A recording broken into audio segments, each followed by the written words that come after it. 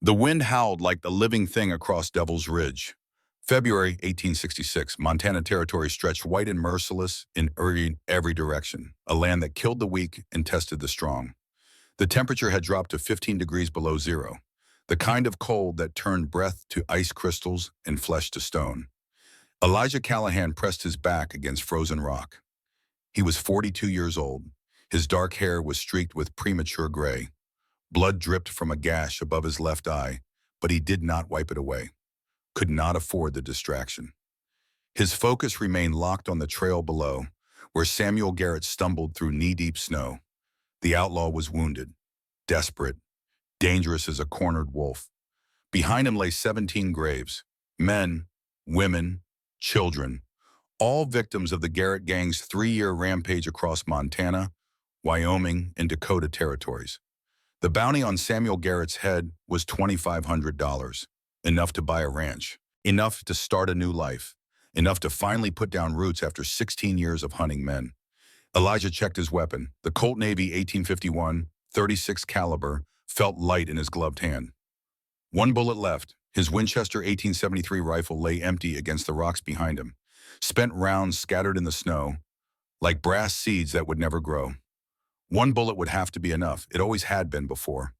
He moved from cover, silent as a shadow despite his injuries, despite the wind that tore at his heavy coat and tried to push him back. The wind masked his footsteps on the crusted snow. 20 yards. 15. 10. Garrett stopped suddenly. Something primal in him sensed the danger, some animal instinct that had kept him alive through 100 close calls. He turned. The hawk. Garrett breathed the name. Recognition and fear flooded his face in equal measure. Everyone in 3 territories knew that name, knew the man who never gave up, never stopped, never showed mercy to those who deserved none. Elijah raised his revolver, steady despite the cold, despite the exhaustion, despite the blood in his eye. For the 17 souls you sent to early graves. Garrett's hand flew to his holster. Fast, too fast for a dying man. His Remington 1858 .44 caliber cleared leather with practiced speed. 2 shots thundered across the ridge. The sound rolled like distant drums through the canyon below. Fire grazed Elijah's temple, a line of burning pain that would leave another scar to join the collection. But his own bullet found its mark.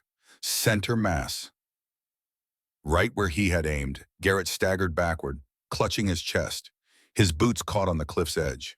For one eternal moment, he hung suspended between life and death, between the mountain and the 500-foot drop to the canyon floor.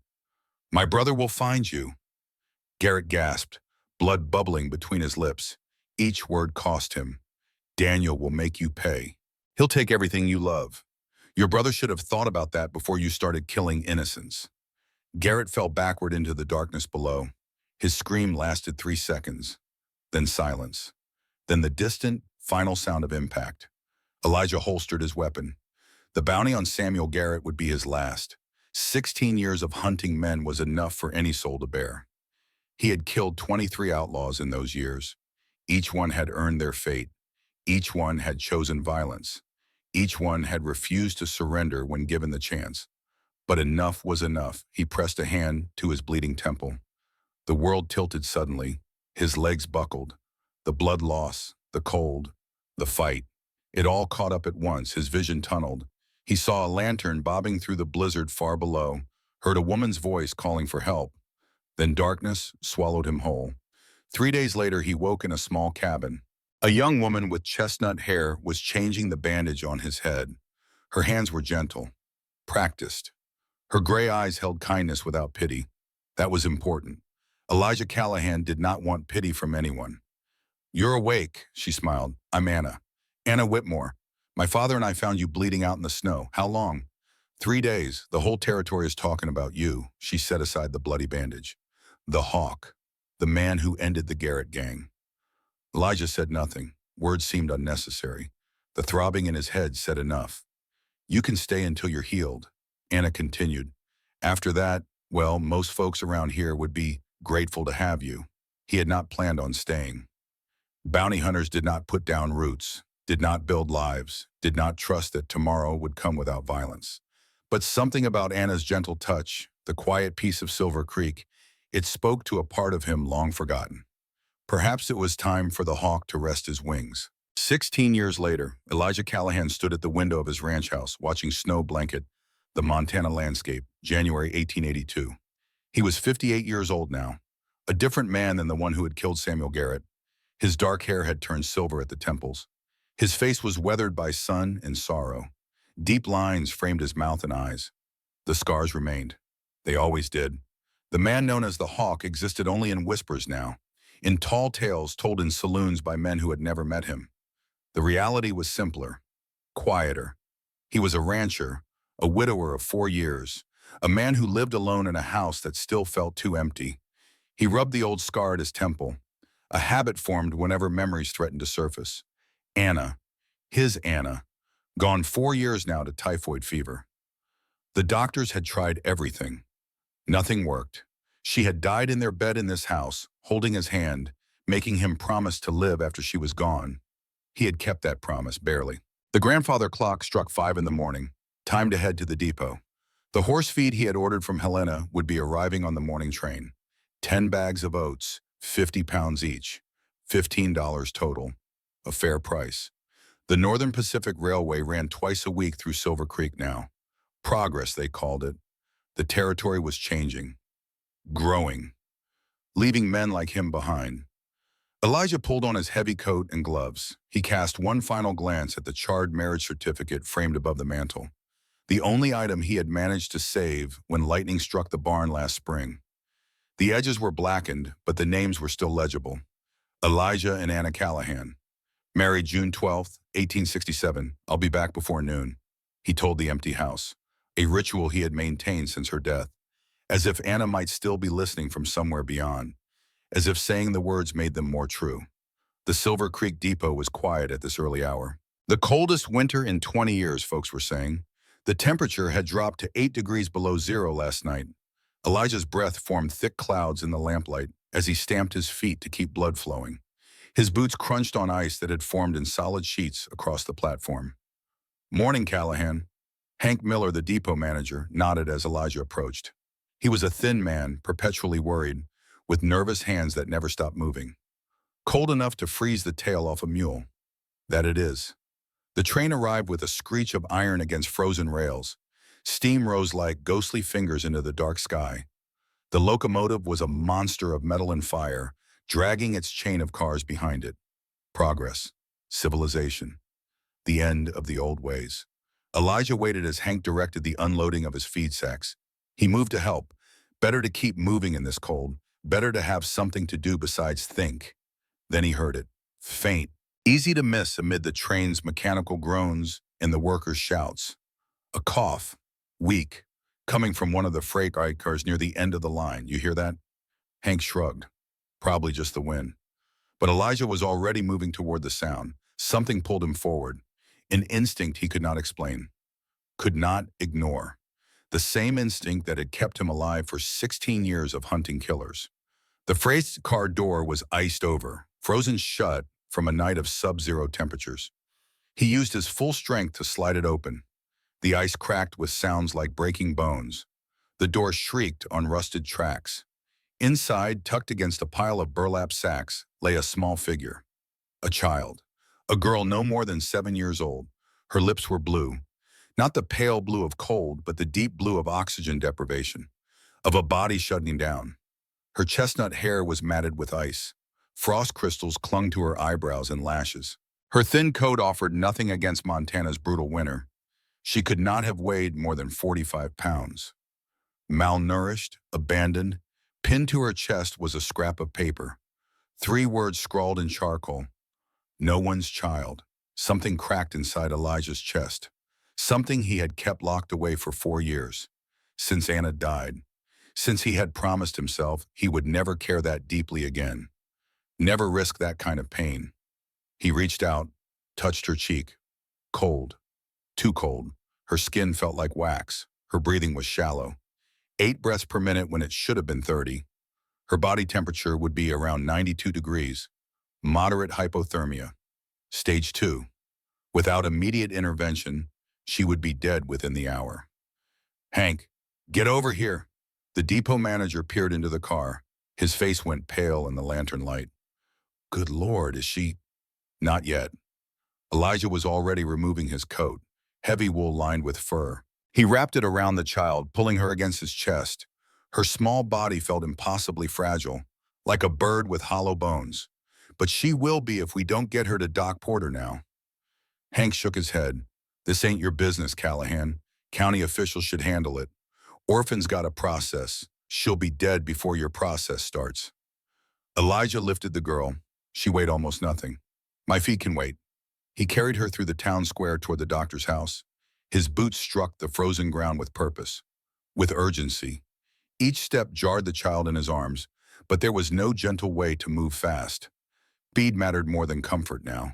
Clara Whitmore stood on her boarding house porch, arms folded against the cold. Anna's older sister, the woman who had helped nurse him back to health 16 years ago after Devil's Ridge.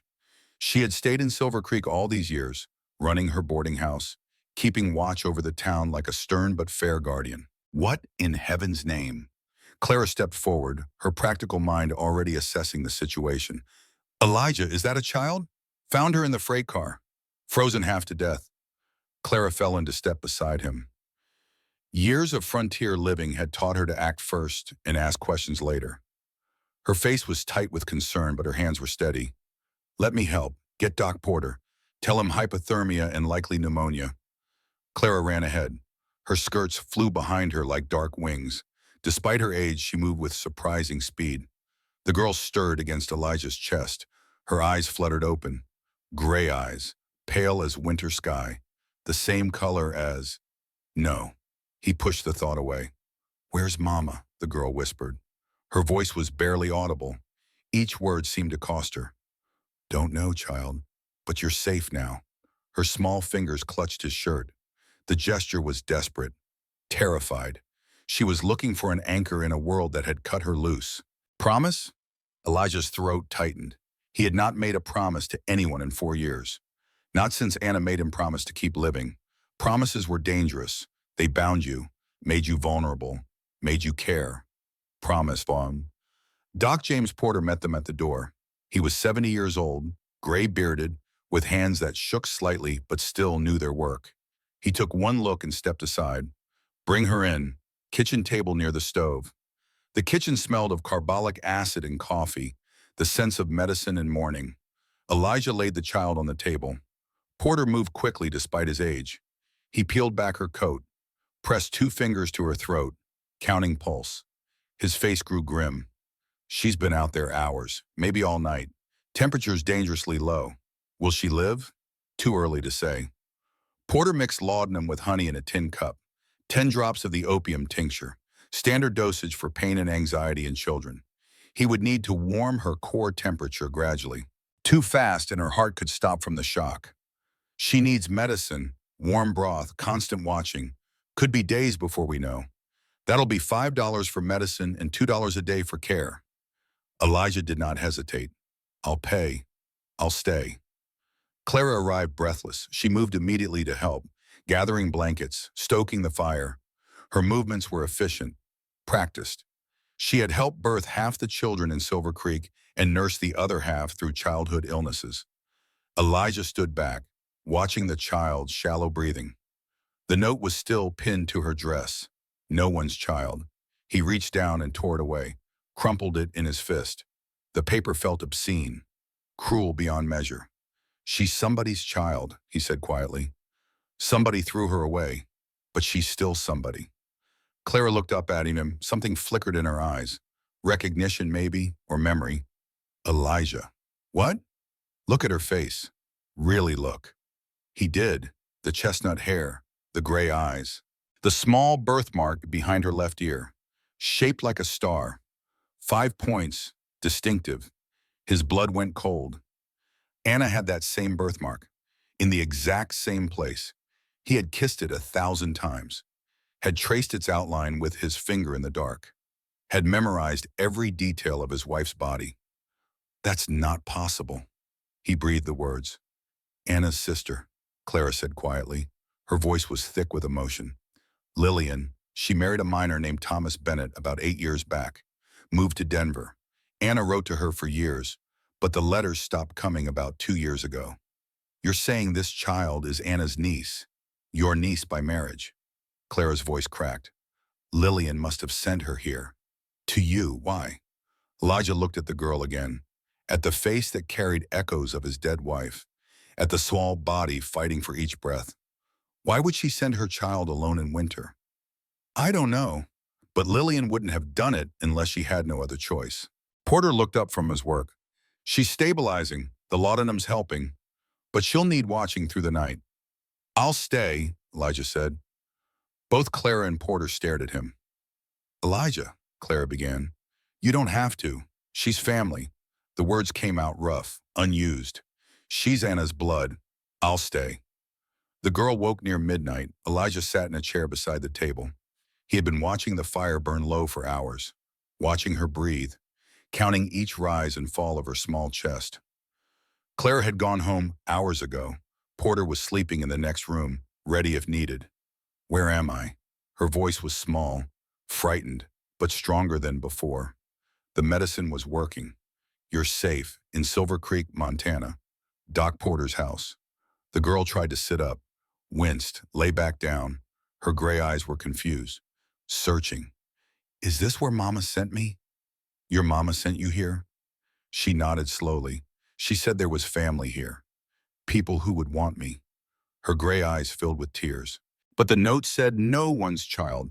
The lady at the train put it on me, said it would help me find a home faster. Rage flared in Elijah's chest, white-hot and sudden. Some stranger had pinned that cruel label on a dying child, had called her no one's, had reduced her to nothing. What's your name? He asked, keeping his voice gentle despite the anger. Grace. Grace Bennett. Grace, he leaned forward. The name fit her somehow.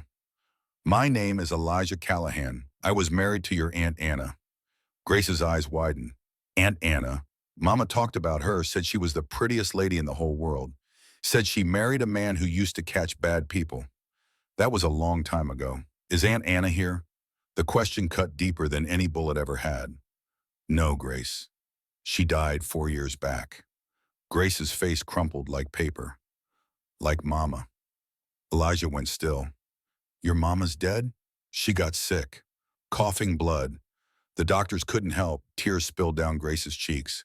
She told me I had to be brave. Had to find Uncle Elijah in Montana. Said he would keep me safe.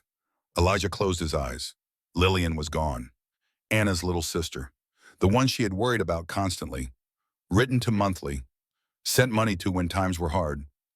Gone. And she had sent her daughter here. To him. The last person who should be trusted with a child. Grace. She looked at him, tears still streaming. Your mama was right. You're safe now. I'll keep you safe. Promise, that word again. The one he had avoided for 4 years. Promise. Grace reached out her small hand. He took it.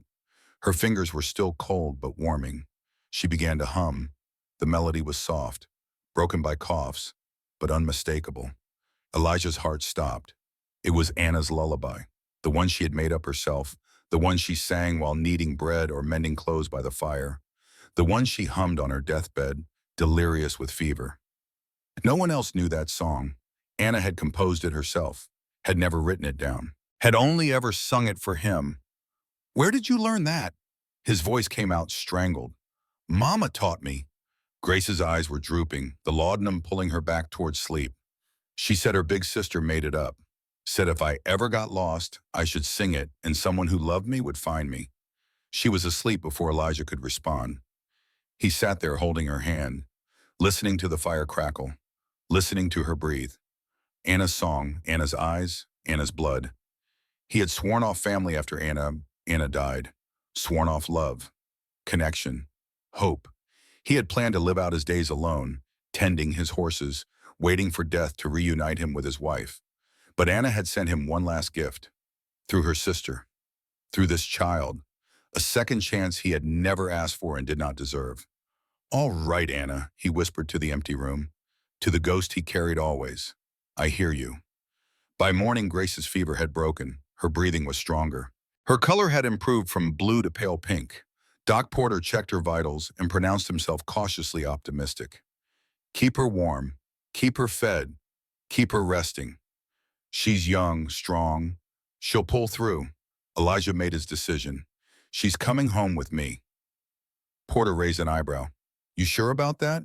You've been alone a long while, Elijah. A child needs more than a roof and 3 meals. She's family. The county might have something to say about that. There are procedures for orphans. Montana Territorial Orphan Act of 1879. Children without parents go through county review within 30 days. If no relative claims them, they go to the orphanage or foster system. The territory pays $5 a month per child. Then the county can say it to my face. Clara arrived as Elijah was preparing to leave. She carried a basket of supplies and a determined expression. I'm coming with you. She'll need a woman's care while she recovers. Clara. Don't argue with me, Elijah Callahan. I've known you since you were half dead in my father's wagon. I'm not letting you bungle this. Despite everything, Elijah felt his mouth twitch. Almost a smile. The first in 4 years. Fine. He carried Grace to his wagon, wrapped in every blanket Clara could find. The girl was awake now, watching everything with woody gray eyes. Is this your wagon? It is. Mama said you had horses. Beautiful horses. That I do. Grace's face lit up. The first real smile he had seen from her. Can I see them? Once I'm stronger? As they drove through town, Elijah noticed people watching. Faces in windows, whispers on porches, the reclusive widower taking in a strange child. There would be talk. Let them talk. He had weathered worse. The ranch sat 5 miles from town, a modest spread nestled against pine-covered hills, 160 acres. Standard Homestead Act allotment. The house was small but sturdy, 800 square feet of hand-hewn logs, 2 bedrooms, a kitchen, a main room with a fireplace. Elijah had built it himself when he and Anna first married. The barn had 6 stalls, currently holding 4 quarter horses. Good animals, reliable, worth about $50 each. His total assets were roughly $1,000. Land, house, horses. Not much to show for 16 years of work, but enough to live on, enough to be free. Since Anna's death, the place had taken on a neglected air. Curtains stayed closed. Dust gathered on shelves. The rocking chair on the porch collected snow instead of evening conversations. Clara took one look and shook her head. This won't do. Not for a child. It's shelter. It's warm. It's a tomb, Elijah. Her voice softened. Anna would weep to see it. He had no answer for that. They settled Grace in the spare room. Clara worked efficiently, airing musty quilts, building up the fire, preparing beef broth in the kitchen, salt and pepper added to restore sodium. Simple but nourishing. Elijah found himself standing in the doorway, watching the child sleep. No one's child. The words burned in his memory. That's not true, he said quietly. You're somebody. You're Anna's. And now you're mine. 3 days passed. Grace grew stronger with each one. She ate everything Clara put in front of her. Broth, bread, eggs. Her body was starved for nutrition. She asked questions constantly about the ranch, the horses, the mountains. Anna. She followed Elijah with her eyes whenever he moved through the house. On the 4th day, she was strong enough to sit up in bed. Uncle Elijah. He paused in the doorway. The title still felt strange. Foreign. Yes. What happened to your face? She pointed to the scar at his temple. The one from Samuel Garrett's last shot. Did a bad man do that? A long time ago. Were you catching him like Mama said? Elijah hesitated. The hawk felt like another lifetime. Another person entirely. Yes. Did you get him? I did. Grace nodded solemnly. Good. Bad men should be caught. That afternoon, Clara announced she needed to return to town. I've got a business to run. Can't stay forever. She fixed Elijah with a stern look. But I'll be back every day until she's fully recovered. I appreciate everything you've done. Clara paused at the door. Something complicated crossed her face. She looks like her. You know, Anna. The way she tilts her head when she's thinking. The way she hums. I know. Don't let that ghost haunt you, Elijah. She's not Anna. She's Grace, a child who needs you to see her for who she is. I know that too. Clara studied him for a long moment. Then she nodded and left. That evening, Elijah sat with Grace by the fire. She was wrapped in one of Anna's old quilts. the one with the mountain pattern that Anna had sewn during their first winter together. Each stitch a meditation, each pattern a prayer against the cold. Uncle Elijah. Are you sad? The question caught him off guard. What makes you ask that? Your eyes. Grace looked at him steadily. They're sad, like Mama's were at the end, like she was thinking about things she missed. Elijah stared into the fire. I lost someone I loved very much. Your Aunt Anna, is that why the house feels empty? Because she's not here anymore? Out of the mouths of children. Yes. Grace was quiet for a moment. Then she said, Mama told me something before she put me on the train. She said, when someone we love dies, they don't really leave. They just move to a place we can't see, but they're still watching, still loving us. Elijah's throat tightened.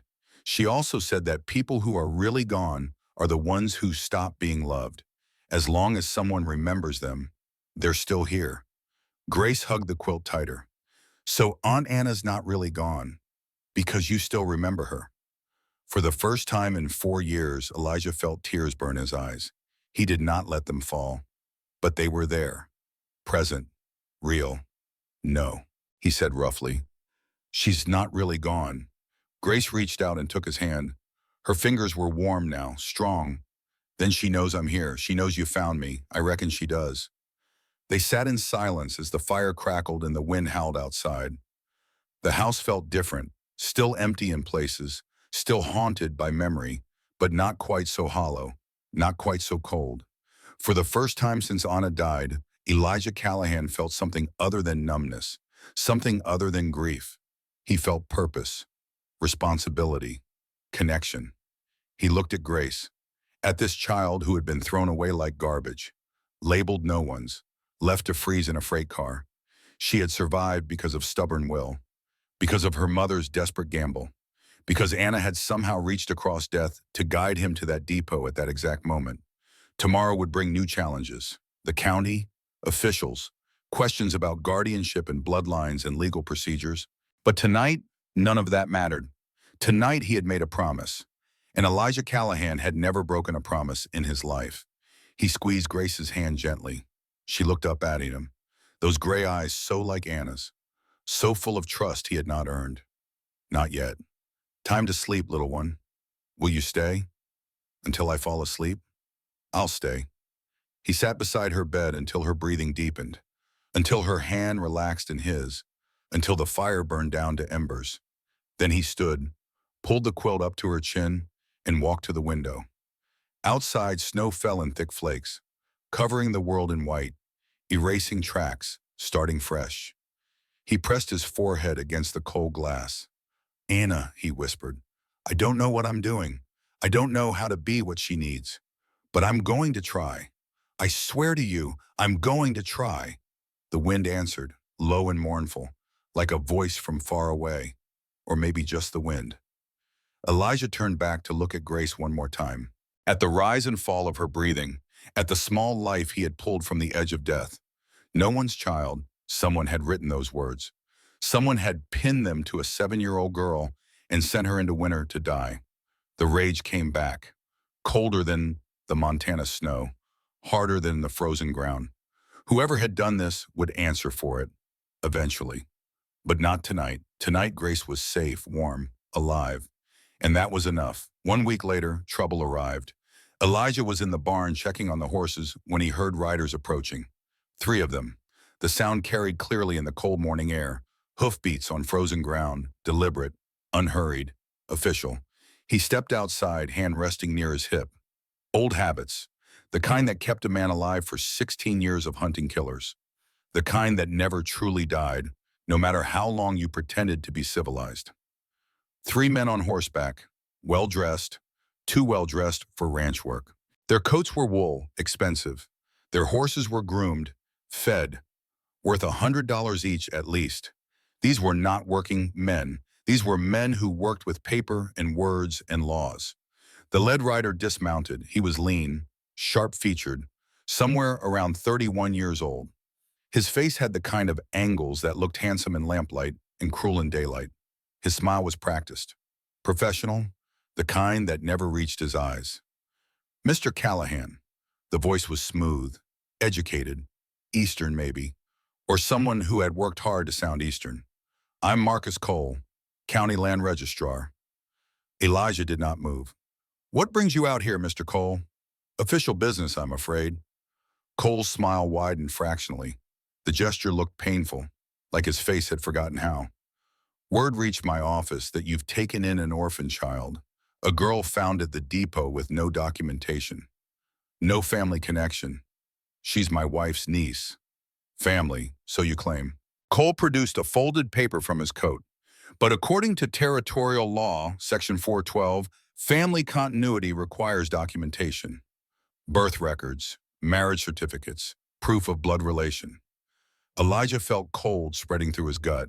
Not from the winter air. This was something else, something wrong, like watching a snake coil before it struck. She's 7 years old. She was dying when I found here. Nevertheless, the law is clear. Cole's eyes gleamed with something that might have been satisfaction, might have been cruelty. The line between the two was thin. Without proper documentation, the child must be remanded to county custody pending investigation. Section 412 of the Montana Territorial Law, enacted in 1879, the family continuity provision.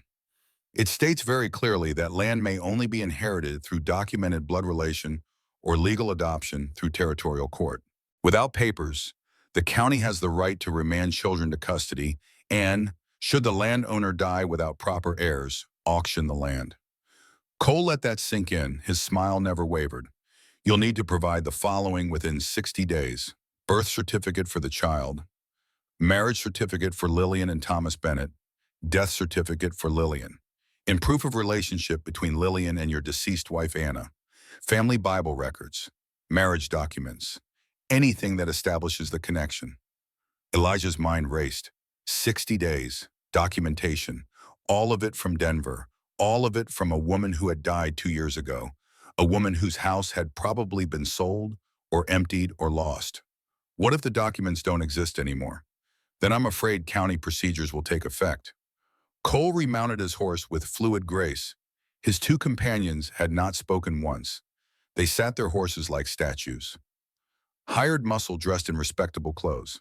Unless, of course, you can provide proof of your claim within 60 days. Standard timeline. Sure, I'm sure you understand. Cole touched his hat brim, a mockery of respect. I'll be back with my assessment team. Good day, Mr. Callahan. The three riders turned and headed back down the road. Elijah watched them until they disappeared over the ridge. That feeling in his gut intensified, the same feeling he had countless times as the hawk, the feeling that told him when a hunt was about to turn dangerous. Marcus Cole. The name meant nothing, but the feeling did. He walked back to the house. Grace was watching from the window. Her small face was pressed against the glass. When she saw him, she stepped back, afraid of being caught spying, or afraid of something else. Who were those men, Uncle Elijah? Nobody important. It was a lie. They both knew it. They looked important. Grace's voice was small. The one in front smiled like he had a secret. What kind of secret? Grace's gray eyes were serious beyond her years. A bad one. Mama used to say you could tell a lot about a person by how they smile. That man's smile didn't reach his eyes. Smart child. Too smart for her own good. Don't worry about him, Grace. I'll handle it. But as he watched her return to the book Clara had brought, a McGuffey reader for teaching children, Elijah knew this was only the beginning. Someone wanted Grace gone from his life. Someone wanted his land. And the hawk in him needed to know why. That night, Elijah could not sleep. He sat by the window, watching the darkness beyond.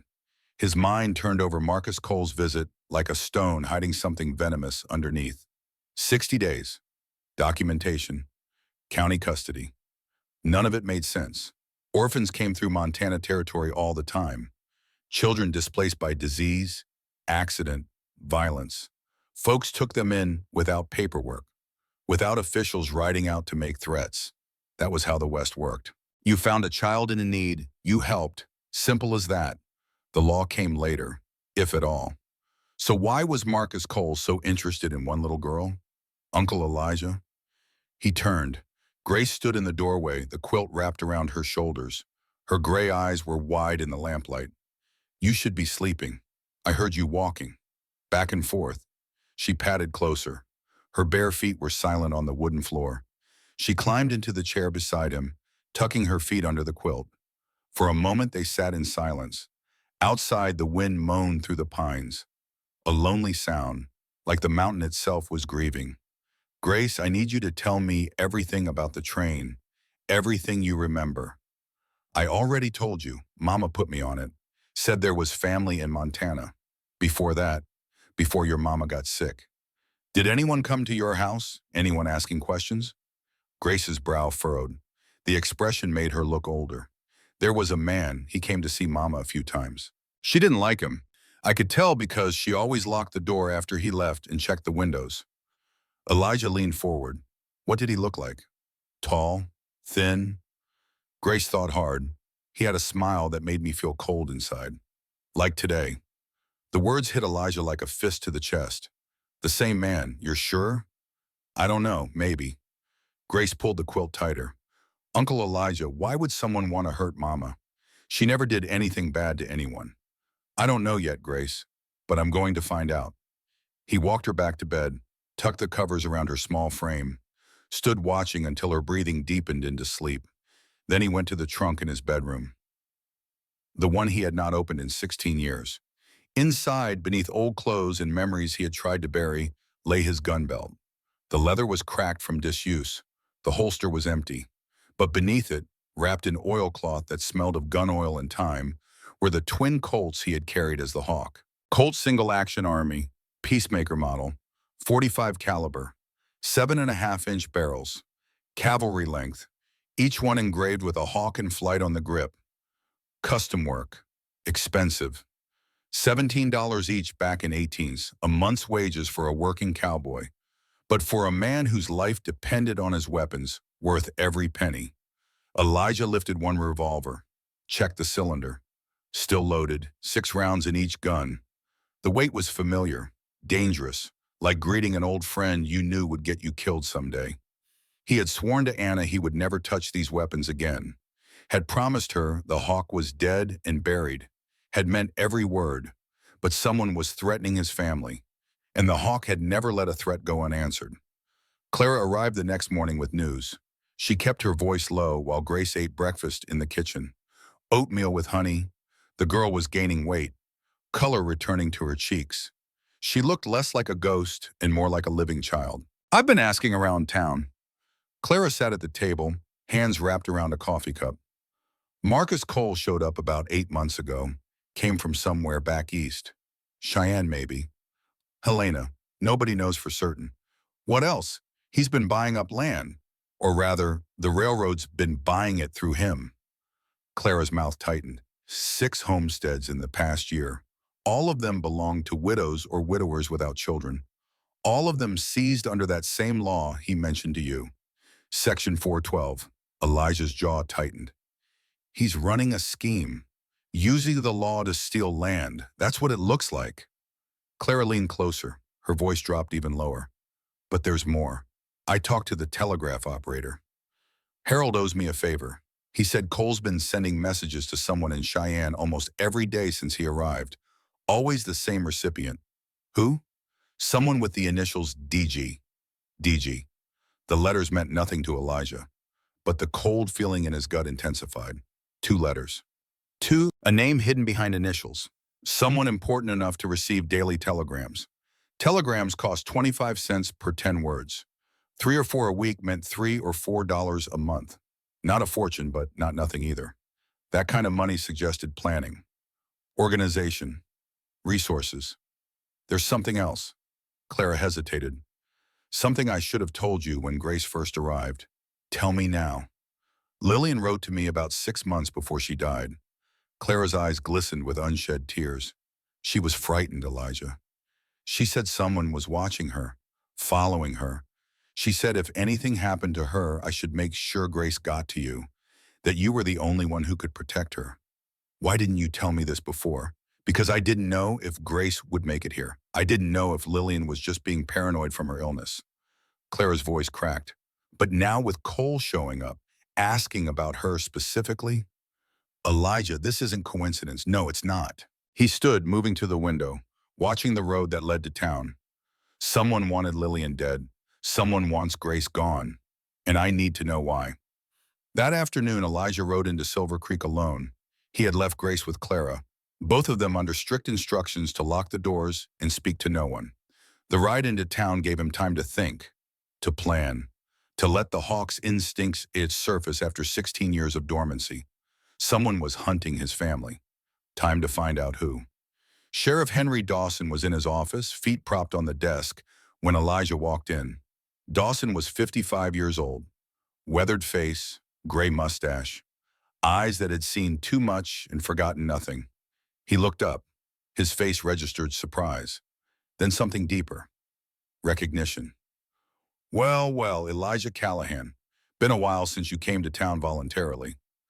I need information, Henry, about Marcus Cole, I reckon. Dawson swung his feet down. Clara's been asking questions all over town. Figured you'd show up eventually. What do you know? Dawson studied him for a long moment.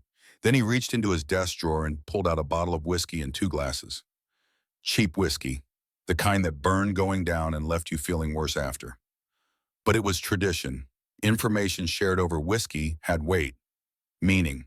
Sit down, Elijah. This is going to take a while. Elijah sat. Dawson poured 2 measures and pushed one across the desk. The amber liquid caught the lamplight. You remember back in '66, the Garrett gang? I remember. You killed Samuel Garrett, the leader, put an end to their rampage across 3 territories. Dawson took a slow sip. But Samuel had a younger brother, Daniel. He was just a kid back then, 15, maybe 16. Ran with the gang but never got his hands dirty enough for a bounty. Elijah felt the cold spreading through him. Daniel Garrett, DG. Dawson nodded slowly. I did some digging after Clara started asking questions. Marcus Cole doesn't exist before 1874. No birth records, no family history, nothing. It's like he appeared out of thin air. He leaned forward. His eyes were hard as flint. But Daniel Garrett disappeared from the territory in 1867. 1 year after you killed his brother. You're saying Cole is Daniel Garrett? I'm saying it's mighty suspicious. Dawson's voice dropped lower. A man with no past shows up in your territory, starts seizing land from folks without families. Then a child connected to you appears, and suddenly he's very interested in making sure she doesn't stay. Elijah's mind raced. The pieces were falling into place. Terrible pieces forming a terrible picture. He's been planning this for years. Looks that way. But why now? Why wait 16 years? Dawson was quiet for a moment. Then he said, Your wife, Anna, she died 4 years ago. What does that have to do with anything? Think about it, Elijah. While Anna was alive, you had family, you had roots. Taking your land would have been complicated. Dawson's voice softened. But a widower with no children, no heirs. Under Section 412, you're vulnerable. Your land could be seized the same way he's taken all the others. The realization hit Elijah like a physical blow. He was waiting for me to be alone. And then Grace showed up. Dawson nodded slowly. Lillian's daughter, Anna's niece. She complicates things for him, and if she's legally recognized as your family, you're protected. But if he can prove she's not your blood, not your legal ward, he takes everything, your land, your horses, everything you and Anna built. Dawson leaned back. And if I had to guess, he gets revenge for his brother in the process. Leaves you with nothing. The way you left him with nothing when you killed Samuel. Elijah stood abruptly. His chair scraped against the floor. Where is he now? Elijah. Dawson's voice carried a warning. Don't do anything stupid. Where? His office, county building. But listen to me. Dawson rose, blocking the door. If you go after him now, guns blazing, you're playing right into his hands. He wants you to become the hawk again. Wants you to give him an excuse to act legally against you. He killed Lillian. You don't know anything yet. You suspect. Dawson's eyes held his. You need proof, Elijah. Real proof. Something that will hold up in front of a judge. Otherwise, he wins. Elijah stood there, fists clenched, every instinct screaming to find Cole and end this now. But Dawson was right. The hawk had been a hunter, a killer. But he had also been patient, strategic. He had never let rage cloud his judgment. How do I get proof? Dawson reached into another drawer, pulled out a leather-bound ledger. I've been keeping records. Every land seizure Cole's been involved in. Every property that ended up with the railroad. Every family he's destroyed. He handed the ledger to Elijah. The pages were filled with neat handwriting. Names, dates, amounts. Martha Jennings, 80 acres. County paid $50. Railroad bought for $500. 10 times profit. Thomas Hartwell Sr., 120 acres.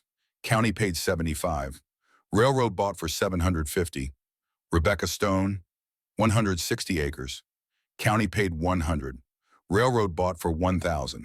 6 homesteads total, 700 acres. $4,000 profit for the railroad. A fortune in Montana territory. It's not enough to convict him. Not yet. Dawson's voice was grim. But it's a start. What else do I need? Witnesses, documents, someone willing to testify that Cole forged signatures, fabricated evidence. Dawson paused. And you need to establish Grace as your legal family. Publicly. Undeniably. So he can't use Section 412 against you. How? The old way. The way folks have been proving family for generations out here. Dawson's mouth curved into something almost like a smile. A branding ceremony. Public participation in family trade. Witnessed by the whole town. She's 7 years old enough to hold an iron, old enough to make a mark. Dawson met his eyes. It's legal, Elijah. Territorial law recognizes it. And if half the town watches her brand your horses with your family mark, no judge in Montana can say she's not your kin. Elijah looked down at the ledger in his hands, then at the badge on Dawson's chest. You're taking a risk, helping me like this. You saved my life once, back in '67 when Samuel's men had me pinned down outside Helena. Dawson's voice was quiet. I haven't forgotten, and I'm not about to let his brother destroy a good man and an innocent child. Elijah nodded once. Thank you, Henry. Don't thank me yet. We've got a long fight ahead. By the end of the week, Elijah had gathered 5 witnesses, 5 families willing to testify against Cole, 5 stories of forged documents, burned homes, stolen land. Thomas Hartwell was the first to speak openly. He was 50 years old, face weathered by sun and grief. His father had owned 120 acres before Cole came. Good land, water rights, worth building a legacy on. He came to my neighbor's place last spring. Hartwell stood in his barn doorway. Behind him, his wife watched from the house. 3 children visible in the windows, watching their father take a stand. Old widow named Martha Jennings, lived alone since her husband died in '79. Cole showed up with papers, said she hadn't filed proper documentation, said her land was forfeit. What happened? She fought him, showed him her marriage certificate, her husband's military records, everything proper and legal. Union Army veteran, Civil War, served from '61 to '65, got a pension, $8 a month from the government. Everything documented. Hartwell's face darkened. Week later, her cabin burned down, all her documents with it. Cole came back the next day with new papers, said without proof she had no claim. Where is she now? County poorhouse. Lost everything. Living on her pension. $5 a month to the county for a bed and 1 meal a day. A woman who gave everything for this territory. Reduced to charity. Would you testify to this in front of a judge? Hartwell hesitated. His eyes went to his house, his family. Cole threatened my family. Said if I talked, my place would be next. I can protect you. Can you? Hartwell's voice was bitter. You're one man against the whole county system. Cole's got the judge. He's got hired guns. He's got the railroad's money behind him. I've got the truth. Truth don't stop bullets. Elijah stepped closer. 16 years ago, your father was pinned down outside Helena. The Garrett gang had him surrounded. Would have killed him if I hadn't shown up. Hartwell went still. You remember that? I remember every life I saved, and every one I took. Elijah met his eyes. Your father told me something before he died. Said his son was a good man, an honest man, the kind who'd stand up when it mattered. Hartwell was silent for a long moment. Then he straightened. What did you need me to do? By Friday, Elijah had 5 witnesses total. Thomas Hartwell, Martha Jennings' daughter, Sarah, Rebecca Stone's son, William Foster's nephew. Each one had a story. Each one had lost family or land or both to Cole's schemes, but Sheriff Dawson was right. It was not enough. We need the documents themselves, Dawson said when Elijah brought him the testimonies. Physical evidence of forgery. Without that, it's just their word against his. Where would he keep them? His office, county building, but it's locked tighter than a bank vault. He's got men watching it day and night. Then we find another way in. Clara arrived at the ranch that evening with unexpected news. She kept her voice low. Grace was in the barn with the horses, learning to brush them properly. The girl had a natural way with animals, gentle hands, patient spirit. I've been talking to Sarah Miller. Clara sat at the kitchen table. She works as a cleaning woman at the county building. $3 a week. Barely enough to feed her family. She's seen Cole's private ledger. He keeps it in a safe behind his desk. She doesn't know what's in it, but she's seen him adding entries every time he seizes a new property. Can she get us access? She's terrified of Cole. Her husband was one of the men whose land was stolen. John Miller, 120 acres, lost in '81. They're living in a small cabin now, renting for $5 a month. 3 children, ages 12, 9, and 6, barely making it. Clara's eyes hardened. But she wants her family's land back once Cole is exposed. She wants justice. What's her price? Her husband's land returned, and protection for her family. Done. The plan took shape over the following days. Sarah Miller would leave a window unlocked on the ground floor of the county building. First floor, west side, away from the main street. Elijah would slip in after midnight, find the safe, retrieve whatever evidence was inside. Simple, clean, dangerous. The night before the operation, Grace found Elijah in the barn. He was checking his weapons. The twin Colts laid out on a workbench. Cleaning cloth, gun oil, the ritual of preparation. You're going to do something dangerous. It was not a question. I'm going to get proof, evidence that will stop Cole. Let me come with you. Absolutely not. Grace stepped closer. Her gray eyes were fierce.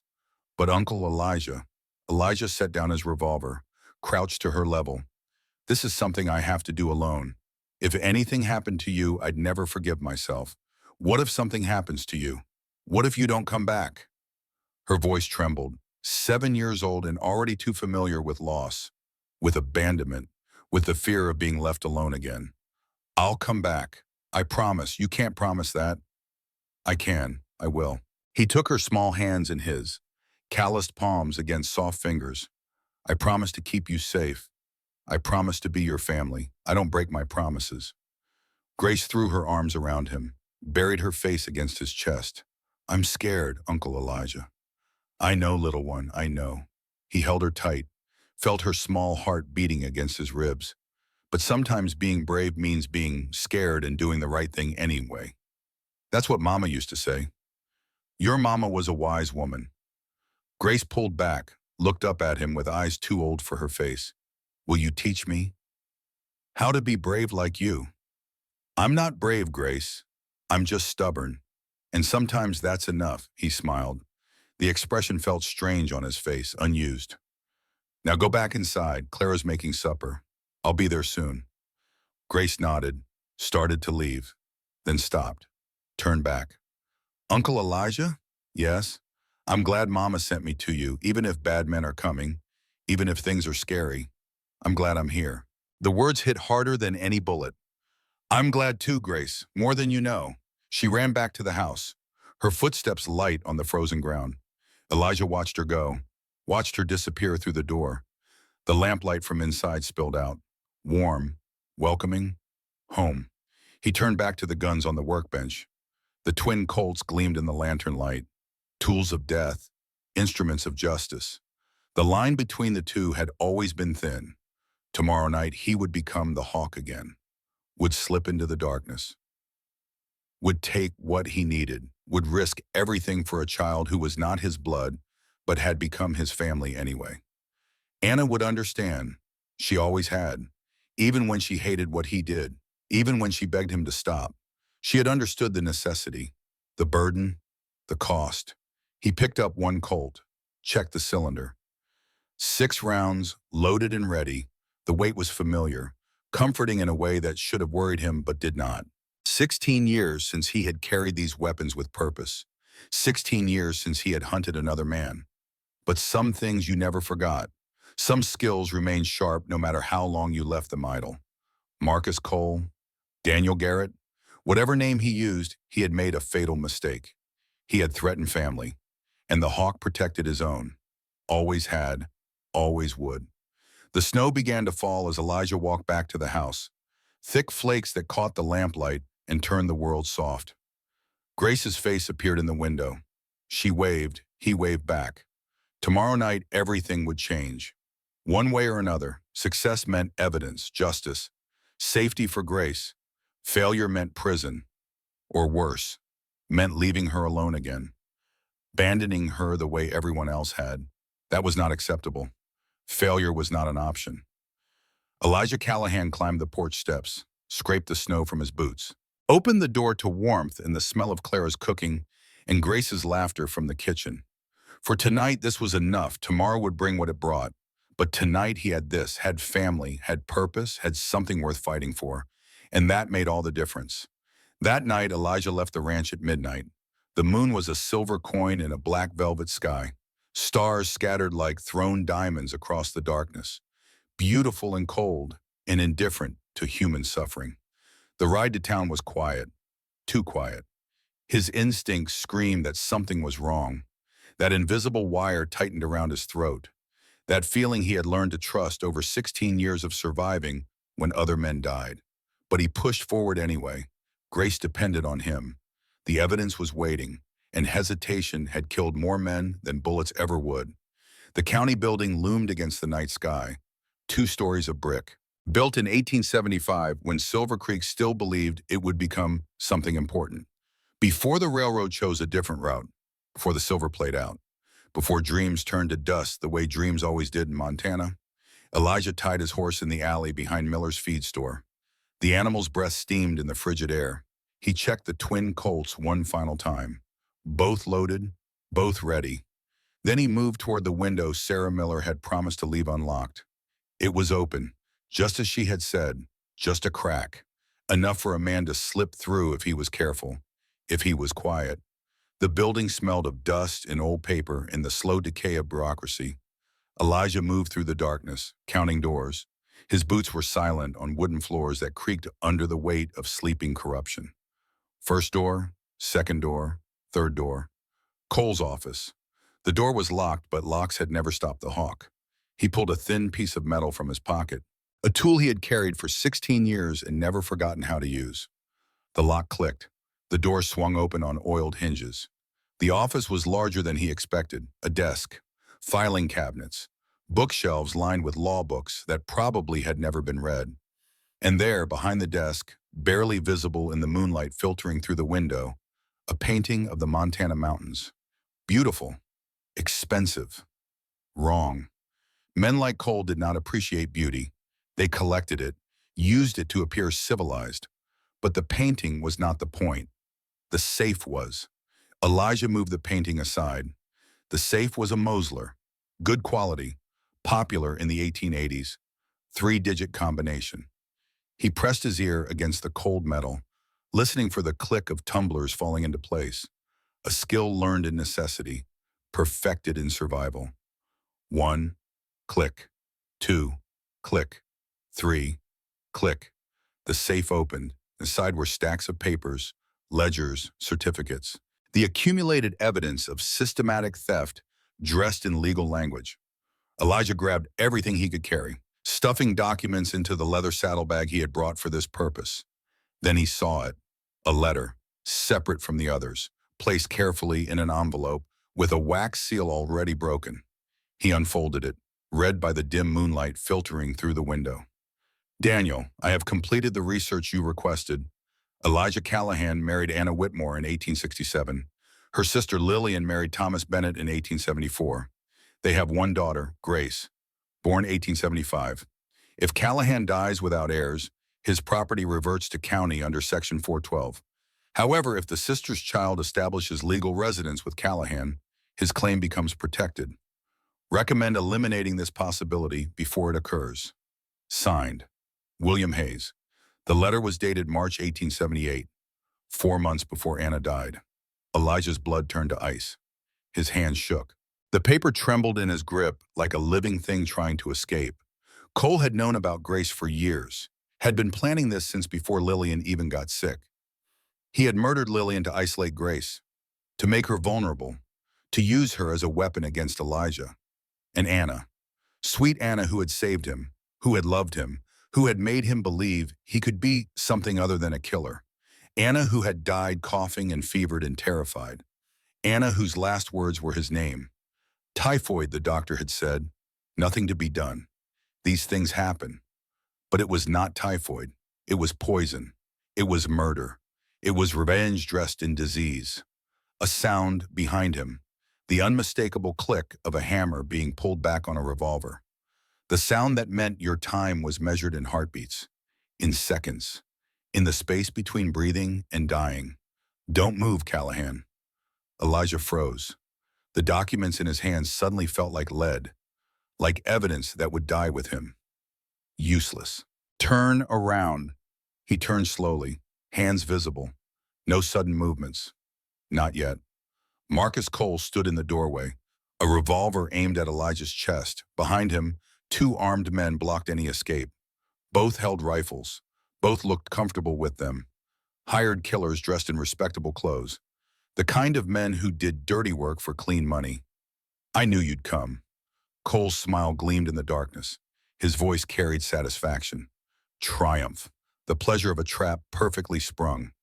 Sarah Miller was very cooperative after I threatened to burn her children alive. Amazing in what a mother will do when you describe exactly how her babies will scream. You're a monster. I'm a survivor. Cole stepped closer. The revolver never wavered.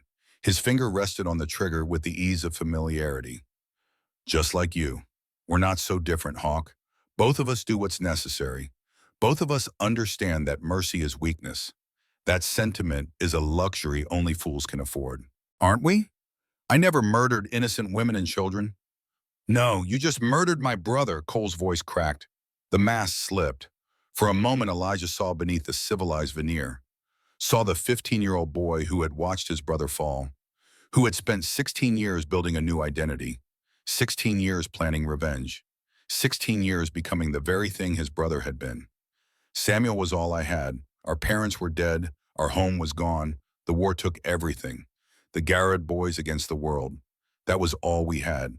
Each Owen, he raised me, protected me, taught me how to survive. And you put a bullet in his chest and threw him off a cliff like he was nothing. He was a killer. He chose his path. He was my family. Cole's composure shattered completely. The gun shook in his hand, not from fear, from rage, from grief that had festered for 16 years without healing. And you took him from me. So I'm going to take everything from you.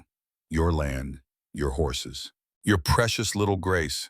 I'm going to leave you with nothing. Nothing but the knowledge that you failed. That everyone you love dies because of you. You touch her and You'll what? Cole laughed. The sound was hollow. Broken. You're done, Callahan. Breaking into a county building, stealing official documents. That's prison time. Maybe worse. He raised his revolver, aiming between Elijah's eyes. Or maybe I just ended here. Claim you attacked me, self-defense. No one would question it. The Hawk finally met someone faster, someone better, someone willing to do what you couldn't. Pull the trigger without hesitation. Before you kill me, answer one question. Cole hesitated, curiosity overriding murder for a moment. What? Lillian, did she suffer?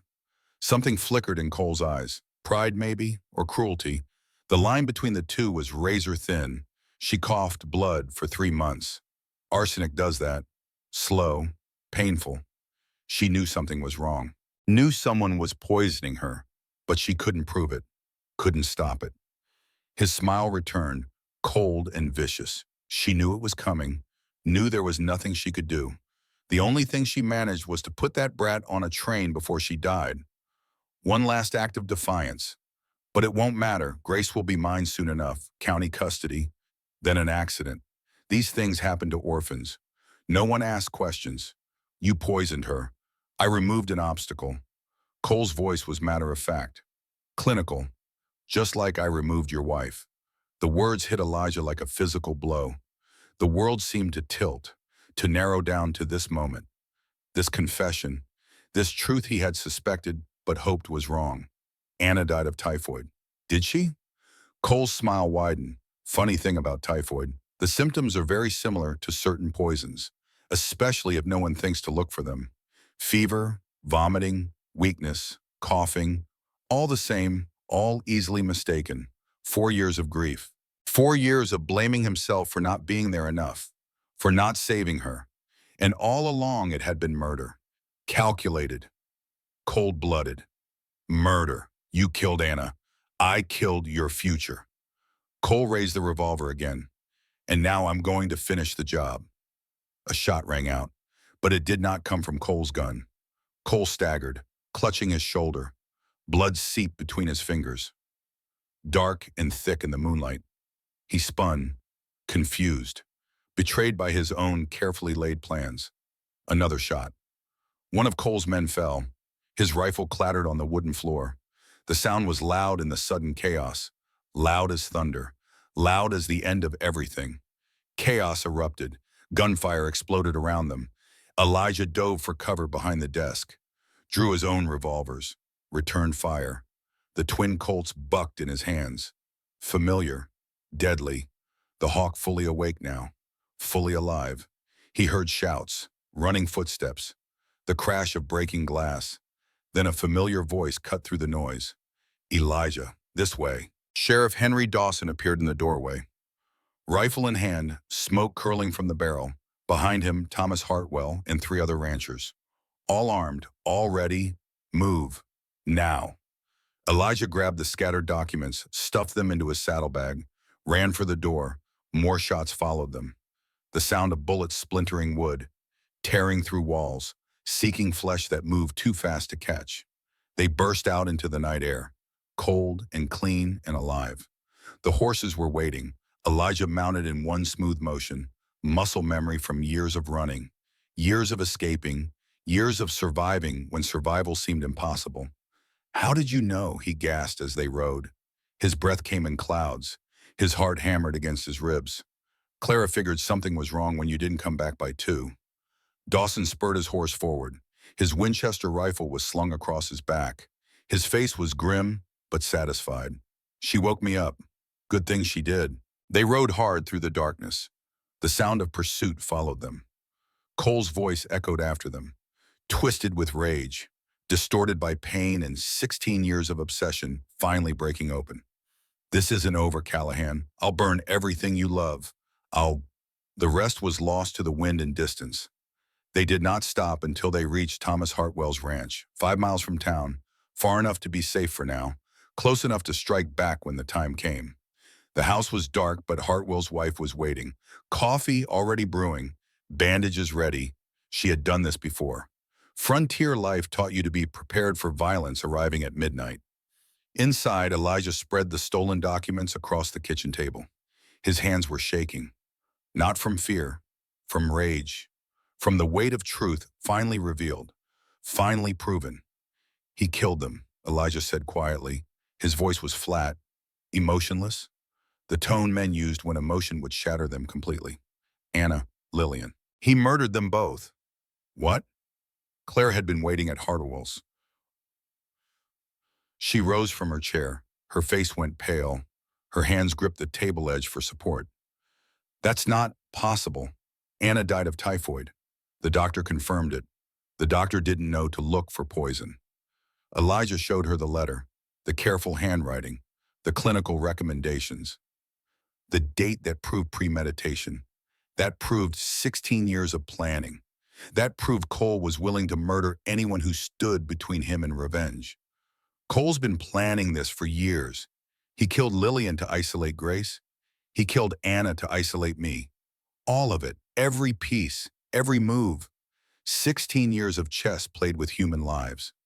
Clara read the letter. Her hands began to tremble, then to shake. Oh God, Elijah, all this time. Sheriff Dawson stepped forward, took the letter carefully, handling it like the evidence it was. like the proof that would hang a man. This is incredible, but it's not all. He gestured to the other documents spread across the table. Elijah had grabbed everything from the safe. Ledgers showing payments, receipts for arsenic purchased under false names, telegraph records proving communication with Daniel Garrett's known associates, payments to Judge Harrison, $500 a month for 8 months, $4,000 total to buy a judge's cooperation, to make law serve vengeance instead of justice. We have him. Dawson's voice carried grim satisfaction. This proves everything. The land seizures, the bribes, the murders, all of it documented in his own hand. He won't just accept defeat. Hartwell spoke up. His voice was worried. He's got men, still got the judge in his pocket until we can prove this in court. He'll come after you. After Grace. Let him come. Elijah's eyes were hard as flint. I'm done running, done hiding. He wants the hawk. He's going to get him. They worked through the night, cataloging evidence, preparing testimony, making plans. By dawn, they had a case. Solid, damning, enough to bring down not just Cole, but the entire network of corruption he had built. But as the sun rose, painting the Montana sky in shades of gold and red, Elijah felt something was wrong. That wire around his throat tightened again. That instinct screaming danger. They rode back to his ranch as morning broke. The world was beautiful, peaceful, the kind of morning that promised new beginnings, clean starts, hope. The front door was open. Elijah dismounted before his horse had fully stopped.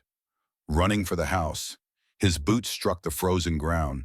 His breath came in gasps. Grace. Clara had been with Grace. He burst inside. The main room was in shambles.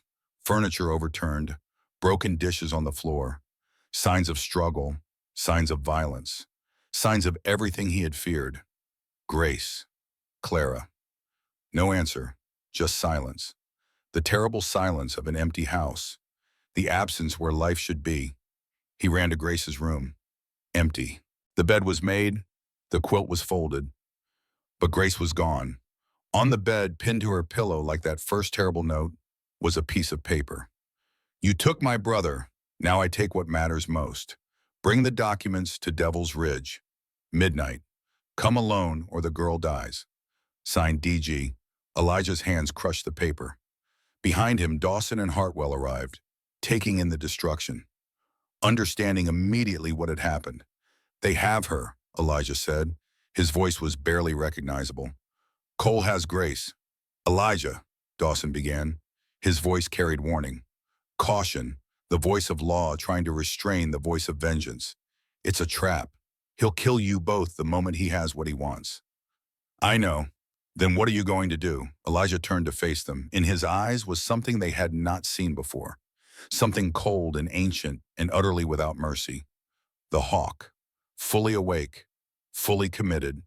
Fully willing to die if it meant saving one small girl who called him family. I'm going to get my daughter back. And then I'm going to kill Daniel Garrett. You can't go alone. Hartwell protested. It's suicide. He said, come alone. If he sees anyone else, he'll hurt her. Elijah moved to the trunk in his bedroom, pulled out the gun belt, strapped on the twin Colts, checked each cylinder, 12 rounds total, enough to start a war, enough to end one. But that doesn't mean you can't follow at a distance. Be there when I need you. Dawson nodded slowly. We'll be there, all of us. Give me 30 minutes with him. If I'm not out by then, come in shooting. And Grace? Elijah checked his revolvers one final time. Loaded. Ready. The weight was right. The balance was perfect. These guns had killed 23 men. Tonight they would kill one more. Grace is the only thing that matters. If something happens to me, you get her out, no matter what. Clara appeared in the doorway. Her face was tear-stained but determined. She had been knocked unconscious. Left on the floor, woken to find Grace gone and Elijah hunting. They knocked me out, took her while I was down. Her voice broke. I'm sorry, Elijah. I tried to stop them. This isn't your fault. Elijah crossed to her, put his hands on her shoulders. I need you here. Safe. Grace is going to need someone when this is over. Someone who loves her. Clara's tears fell freely now. Bring her home, Elijah. Promise me. I promise. He walked out into the cold morning air, mounted his horse. The ride to Devil's Ridge would take 3 hours. 3 hours to prepare, to plan, to become the man he had sworn he would never be again. But some oaths were made to be broken. Some promises could only be kept through violence. And some men needed killing. Marcus Cole, Daniel Garrett, whatever name he wore, he had made his choice, had crossed a line that could not be uncrossed, had threatened the one thing Elijah would die to protect. And tonight, on that ridge where everything had started 16 years ago, it would end. The ride to Devil's Ridge took 3 hours but felt like 3 days. Every minute was torture. Every mile was agony. Grace was alone, afraid, in the hands of a madman who had already murdered 2 women, who had spent 16 years nursing hatred until it consumed everything human in him. Elijah knew this territory, every rock, every trail, every shadow. He had hunted Samuel Garrett through these same mountains, had ended the outlaw's life on that same cliff edge. Now he was returning to face the brother, to finish what he had started, to close the circle that should have closed 16 years ago. Devil's Ridge came into view as the sun began to set, a flat expanse of rock overlooking a canyon 500 feet deep. The same canyon Samuel Garrett had fallen into, the same drop that had ended one brother's life and birthed another brother's obsession. Cole was waiting. He stood near the cliff edge. Grace held in front of him like a shield. A knife gleamed at her throat. The blade caught the dying sunlight. Behind him, 6 armed men spread out across the ridge. Too many, even for the hawk, even with Dawson's men waiting in the rocks below. But numbers did not matter. Only Grace mattered. Getting her away from that knife. Getting her to safety. Everything else was secondary. "You came," Cole called as Elijah dismounted, his voice carried across the ridge. "I wasn't sure you would."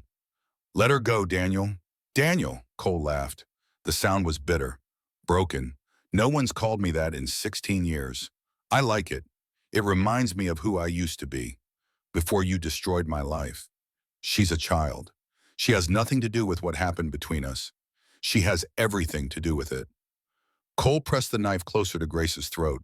A thin line of blood appeared, barely visible but there. Real. Proof that he would follow through. That he was beyond reason. Beyond mercy. "You took my family. Now I'm taking yours. You want revenge? Fine, take it on me, not her." "Oh, I will." Cole's eyes gleamed with madness, with 16 years of obsession finally reaching its conclusion. "But first, I want you to watch. I want you to feel what I felt when I saw my brother's body at the bottom of that canyon, when I had to bury him with my own hands, when I realized I was alone. Uncle Elijah." Grace's voice was small but steady. 7 years old and refusing to break. "I'm not scared. I know, little one, I know. She's brave," Cole admitted, just like her mother. Lillian didn't cry either. Not even at the end. Not even when she knew the poison was killing her. Not even when she realized she was leaving her daughter alone. Grace's eyes widened. "You killed Aunt Anna too?" "I killed everyone the hawk ever loved." Cole's voice was triumphant, proud. "And I'm not done yet." Elijah felt rage building, white hot, barely controlled, but he pushed it down. Forced himself to think, to plan. Grace was what mattered. Not revenge, not justice, not his own survival.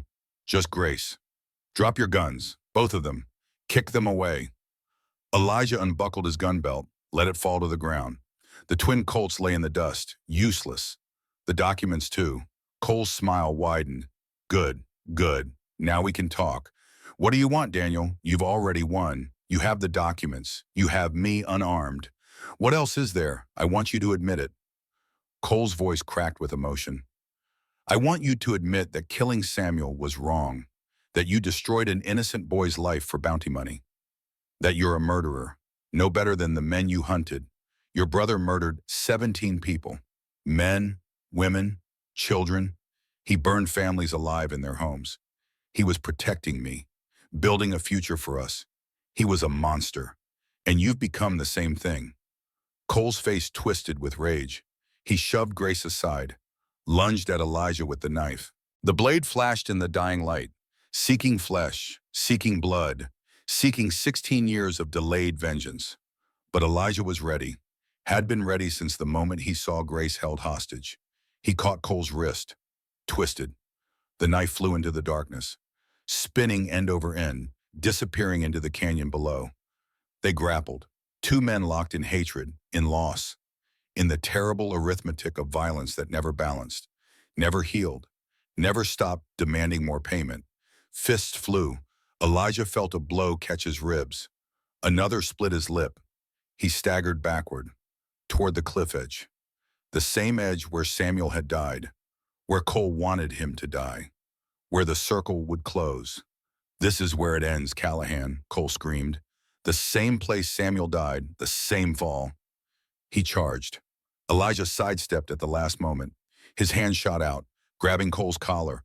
For one eternal second, they teetered on the edge, 500 feet of nothing beneath them. Death waiting in the darkness below. "Let me go," Cole screamed. His feet scrabbled on loose rock.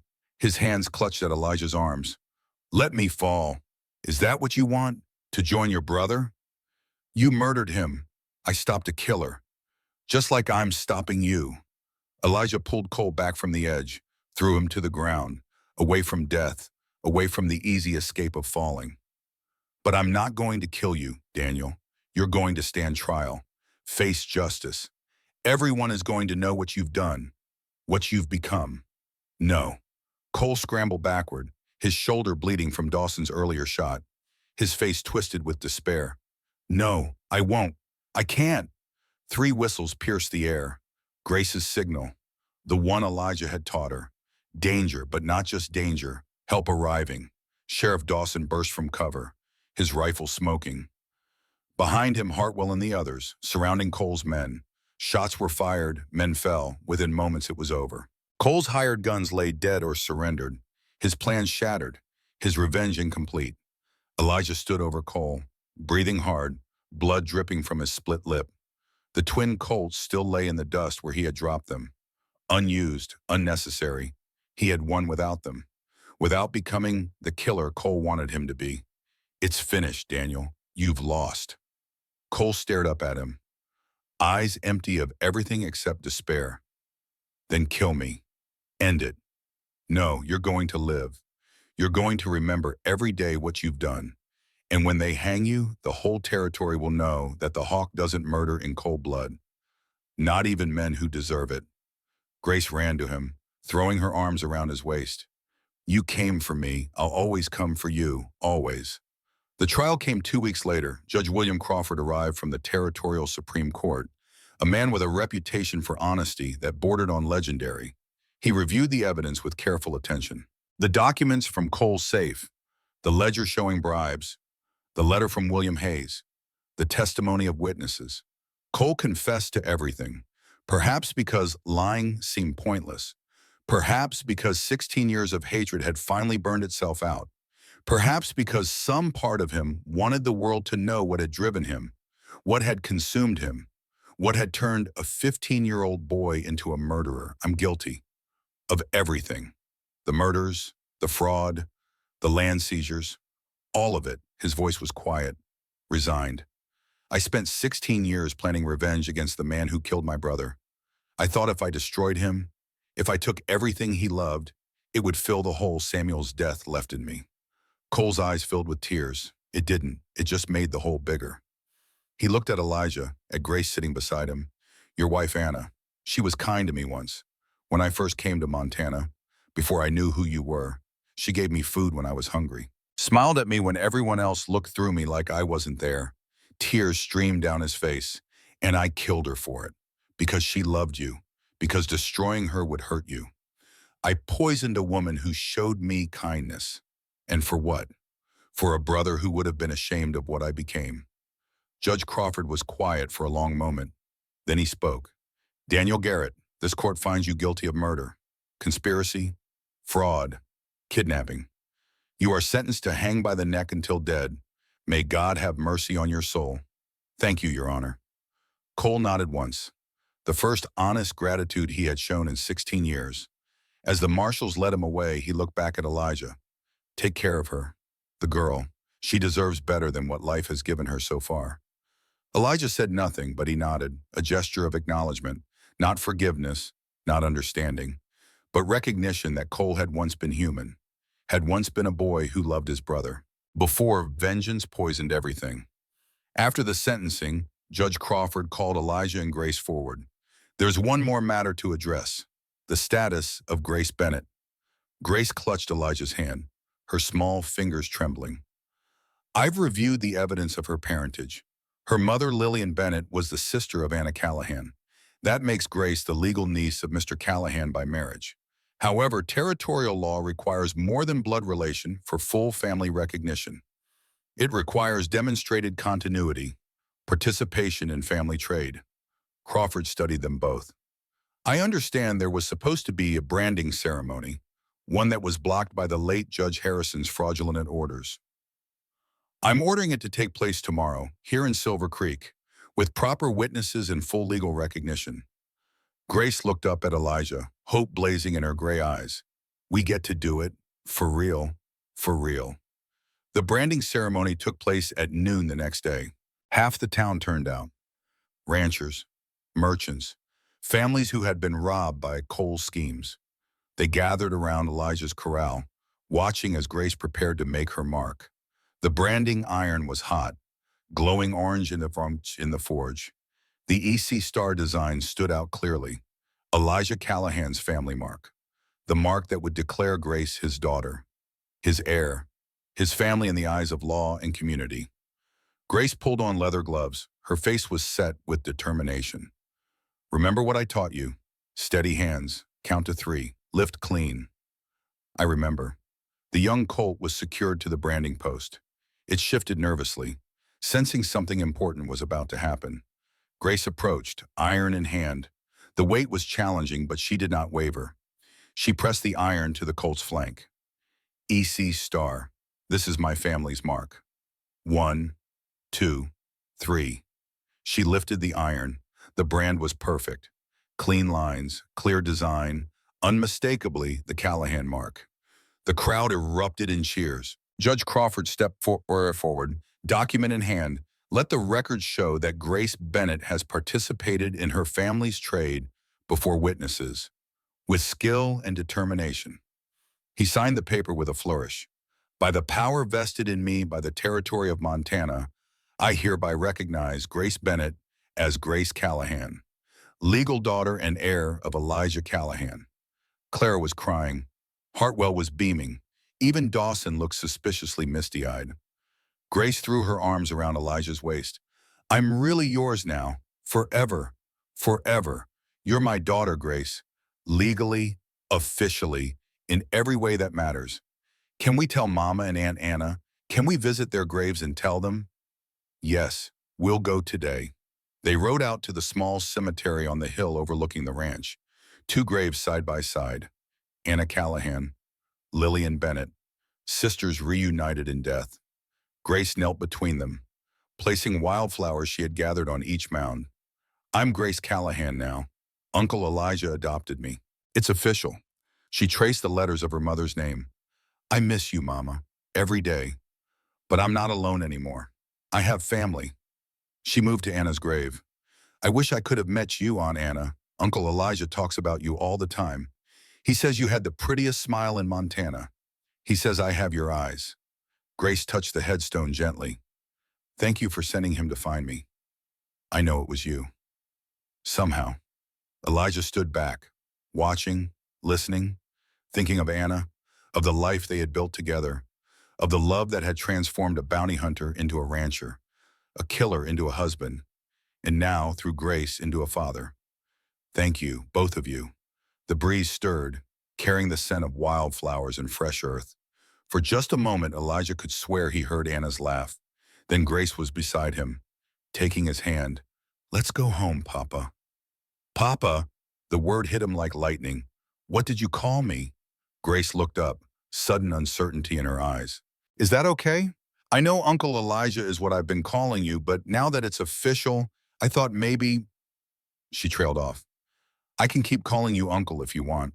Elijah knelt down, cupping her face in his weathered hands. Papa is perfect. Papa is exactly right.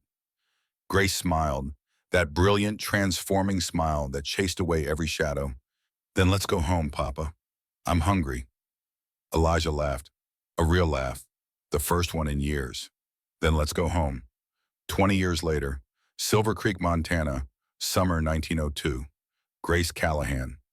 Hartwell stood on the porch of the ranch house. 28 years old now, married to James Hartwell, Thomas's grandson. 3 children played in the yard. Anna, 6 years old, Lillian, 4, and little Eli, 2. All of them running and laughing in the Montana sunshine. Inside the house, Elijah Callahan sat in his rocking chair. 78 years old, silver hair, weathered face. But his eyes were still sharp, still kind, still capable of fierce love. Grandpa, little Anna climbed onto his lap. Tell us about the frozen train again. Elijah smiled, pulled her close. Well now, it was the coldest winter in 20 years. And I found a little girl. Grace watched from the doorway, watched her father tell the story one more time. The story of how they found each other, how they became family, how love saved them both. The autumn sun was warm on Elijah's face. It was a good life, the best. I never thought I'd have this. After everything I did, everything I was. He looked at Grace. You gave me this, Grace. You and Anna. The two of you saved me. We saved each other, Papa. That's what family does. Elijah closed his eyes, feeling the warmth of the sun, the touch of his great-granddaughter's hand, the presence of everyone he had loved, watching from somewhere beyond. And in that moment, peaceful and complete, Elijah Callahan finally rested. Grace stayed with him until sunset, until his breathing slowed, until his hand grew cold in hers. She leaned close and kissed his forehead. Thank you, Papa, for finding me, for keeping me, for showing me what love really means. She stood, looking out at the ranch they had built together, the land, the animals, the home that had sheltered so many dreams. Her children were waiting inside. Her husband, 4 generations gathered under one roof. A family that had started with a frozen child and a broken man who found each other against all odds. Grace touched the locket at her throat, Anna and Lillian forever captured in silver. I kept my promise. I lived, I loved. I made it mean something. The wind stirred, carrying the scent of lavender from somewhere impossible. And Grace Callahan, who had once been called no one's child, smiled. She was somebody's child, somebody's daughter, somebody's mother and grandmother. She was loved. She was home. She was exactly where she was meant to be. And that was enough. That was everything.